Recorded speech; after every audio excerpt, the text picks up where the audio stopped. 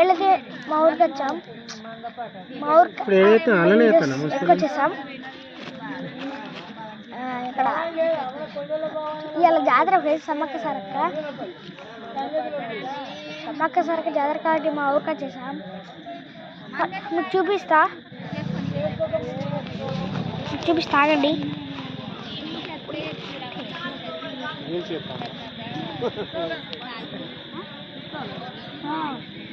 Friends, ఇవాళ night మీకు morning అయితే నెక్స్ట్ ఎపిసోడ్లో వచ్చేస్తుంది అని చెప్పి మీరు లైక్ సబ్స్క్రైబ్ అన్నీ చేసేయాలి. ఇవ్వండి